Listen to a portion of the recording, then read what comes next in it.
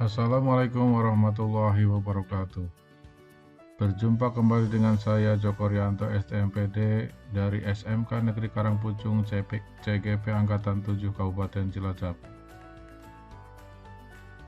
Saya akan menyampaikan demonstrasi kontekstual tentang visi guru penggerak.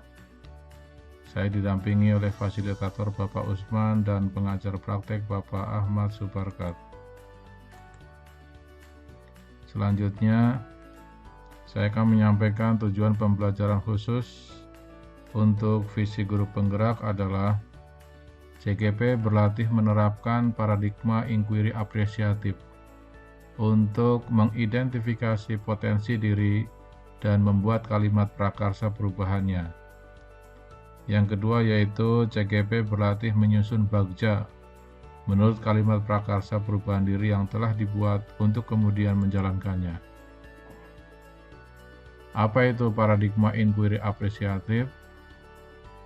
Inquiry apresiatif dikenal sebagai pendekatan manajemen perubahan yang kolaboratif dan berbasis kekuatan.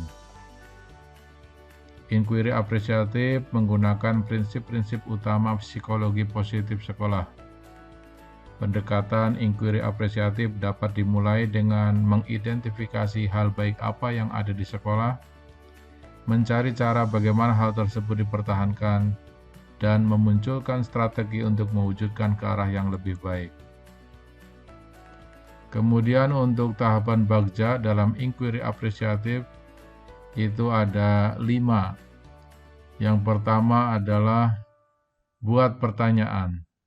Yang kedua, ambil pelajaran. Yang ketiga adalah gali mimpi. Yang keempat, jabarkan rencana. Dan yang kelima, atur eksekusi. Visi guru penggerak. Untuk calon guru penggerak, saya memiliki visi yaitu mewujudkan siswa yang berakhlak mulia, unggul, mandiri, dan berwawasan global. Penjelasan komponen visi tersebut adalah sebagai berikut. Berakhlak mulia berarti menggambarkan profil pelajar Pancasila dimensi beriman, bertakwa kepada Tuhan Yang Maha Esa, dan berakhlak mulia. Sedangkan komponen yang kedua adalah mandiri, yaitu menggambarkan profil pelajar Pancasila dimensi mandiri, yang mampu mengembangkan diri tanpa ada paksaan dari pihak lain. Komponen ketiga adalah unggul, menggambarkan profil Pancasila dimensi kreatif, mampu menghasilkan karya yang orisinil, bermakna, dan bermanfaat.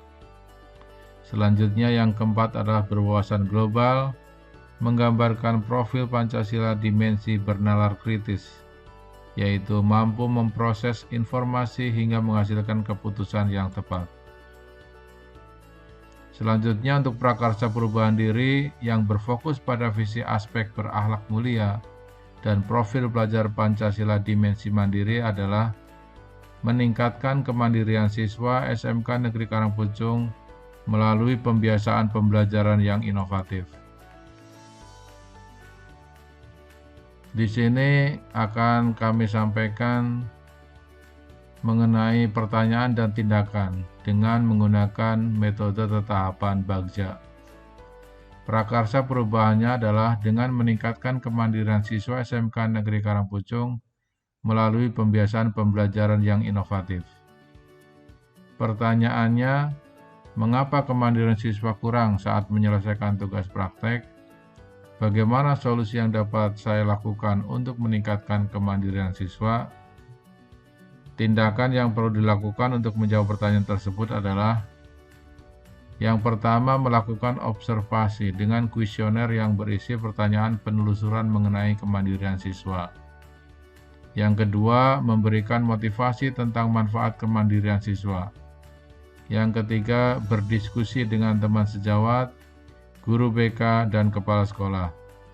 Yang keempat, mencari referensi mengenai cara untuk meningkatkan kemandirian siswa.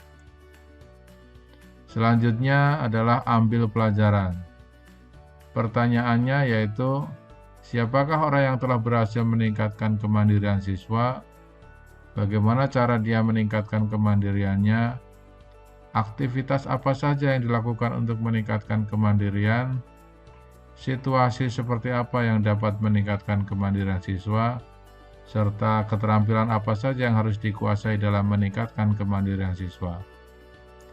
Tindakan yang perlu dilakukan untuk menjawab pertanyaan adalah: pertama, yaitu melakukan kolaborasi dengan orang yang pernah berhasil menerapkan suatu metode dalam meningkatkan kemandirian siswa. Yang kedua, mencari tahu dan mencatat bagaimana cara mengelola kelas dalam suatu kegiatan untuk meningkatkan kemandirian siswa tersebut.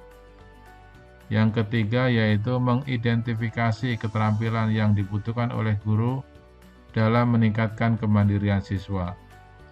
Yang keempat, menggali pengalaman keberhasilan dari anak yang memiliki kemandirian diri. Dan yang terakhir atau yang kelima adalah menceritakan kepada siswa tentang perubahan baik yang terjadi pada siswa yang sudah memiliki kemandirian diri. Selanjutnya yang ketiga adalah menggali mimpi. Pertanyaannya, kebiasaan baru apa yang akan dilakukan setelah kemandirian siswa itu meningkat? Yang kedua, bagaimana perasaan saya ketika melihat kemandirian siswa meningkat pada siswa saya? Yang ketiga, apa hal-hal yang dapat mendukung agar sikap kemandirian diri terus meningkat? Dan yang keempat, apakah bisa semua siswa memiliki kemandirian diri dalam situasi apapun? Untuk tindakan yang perlu dilakukan adalah: pertama, membuat model pembelajaran yang mampu meningkatkan kemandirian siswa. Kedua, menjadikan kelas dan lingkungan sekolah adalah milik bersama. Ketiga, meyakinkan dan memotivasi perlunya kemandirian diri. Yang keempat, membuat daftar kegiatan untuk memaksimalkan potensi kemandirian dalam pembelajaran. Yang kelima, yaitu melibatkan siswa sebagai aktor yang berperan dalam setiap program kegiatan sekolah. Dan yang keenam, mempraktikkan kegiatan-kegiatan tersebut secara berkelanjutan atau secara terus-menerus.